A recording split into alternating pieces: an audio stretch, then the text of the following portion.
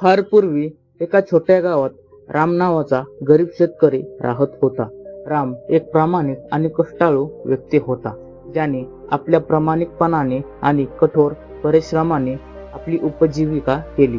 जरी तो फार श्रीमंत नसला तरी सत्य आणि प्रामाणिकपणा त्याच्या हृदयात बसला होता आणि हीच त्याची सर्वात मोठी संपत्ती होती. रामकडे काही जमीन होती, ज्यावर त्याने शेती केली.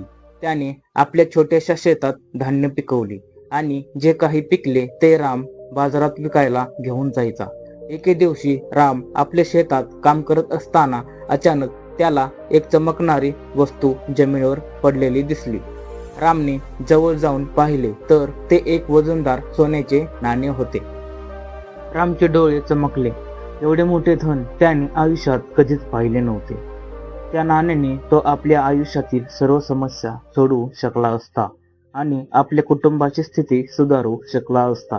काही क्षण त्याच्या मनात विचार आला की हे नाणे स्वतःकडेच ठेवावे आणि कोणालाही सांगू नये. पण नंतर त्याला त्याच्या मनाचा आवाज ऐकू आला, जो त्याला सत्य आणि प्रामाणिकपणाच्या मार्गावर जाण्यास सांगत होता.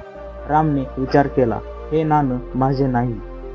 मी ते माझ्याकडे ठेवले तर ते चोरी ठरेल. राम ते सोन्याचे नाणे हातात घेऊन गावातील सर्वात श्रीमंत व्यापारी सेठ हरिराम यांच्याकडे गेला. सेठ हरिराम हा गावात एक प्रामाणिक आणि श्रीमंत माणूस म्हणून ओळखला जात होता आणि तो त्याच भागात राहत होता जिथे रामची शेती होती. रामला खात्री होती की ते नाणं सेठांचेच असावे, कारण एवढे मौल्यवान नाणे कोणत्याही सामान्य माणसाचे असू शकत नाही. सेठ हरिरामच्या घरी पोहोचल्यावर रामने दार वाजवले. सेठने दार उघडले आणि रामला पाहून विचारले, काय झालं राम, तू इथे कसा? रामने सर्व काही प्रामाणिकपणे सांगितले आणि सोन्याचे नाणे सेठ समोर ठेवत म्हणाले, शेठजी, हे नाणे मला माझ्या शेतात सापडले आहे, म्हणून मी ते परत करायला आलो आहे. सेठ हरिरामने नाणे पाहिले आणि आश्चर्यचकित झाले. त्याने रामचे आभार मानले आणि त्याच्या प्रामाणिकपणाचे कौतुक केले. सेठ रामला म्हणाला, राम, हे नाणे माझे नाही, पण तू जो प्रामाणिकपणा दाखवला आहेस तो या गावात क्वचितच कोणी दाखवला असेल. या प्रामाणिकपणाच्या बदल्यात मला तुला काही बक्षीस द्यायचे आहे. राम विनम्रपणे म्हणाला, सेठजी, मी ही माझी जबाबदारी समजून हे केले आहे. मला कोणत्याही बक्षिसाची गरज नाही. रामचे म्हणणे ऐकून सेठ हरिराम आणखी प्रभावित झाले. असा प्रामाणिक माणूस खरोखरच बक्षिसास पात्र आहे असे त्याला वाटले.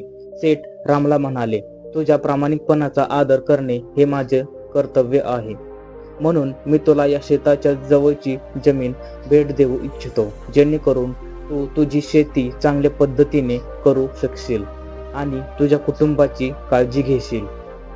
हे ऐकून राम हादरला. आपल्या प्रामाणिकपणाचे इतके मोठे बक्षीस मिळेल याची त्याने कल्पनाही केली नव्हती. त्याने नम्रपणे सेठचे आभार मानले आणि म्हणाला, सेठजी, मी एवढी मोठी भेट घेऊ शकत नाही. सेठ हरिराम ठामपणे म्हणाले, हे तुमच्या मेहनतीचे आणि प्रामाणिकपणाचे फळ आहे, ते स्वीकारा.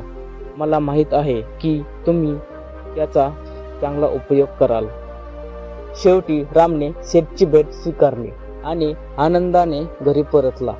आता त्याच्याकडे जास्त जमीन होती आणि तो पूर्वीपेक्षा जास्त मेहनत करू लागला.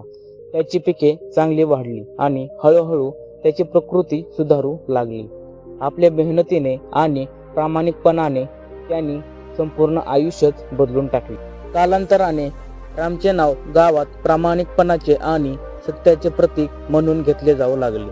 लोकांनी त्याची प्रशंसा केली आणि त्याच्या प्रामाणिकपणाची कथा ऐकल्या. रामने जे काही साध्य केले ते केवळ त्याच्या सत्यनिष्ठेमुळे आणि प्रामाणिकपणामुळेच मिळवले. त्याने कधीही कोणत्याही शॉर्टकट किंवा फसवणुकीचा अवलंब केला नाही आणि आयुष्यभर त्याचे फळ त्याने मिळवले. आपण या कथेतून हे शिकतो की प्रामाणिकपणा ही एक संपत्ती आहे जी माणसाला नेहमीच उन्नत करते. कितीही अडचणी आल्या तरी सत्य आणि प्रामाणिकपणाची फळे शेवटी गोडच असतात.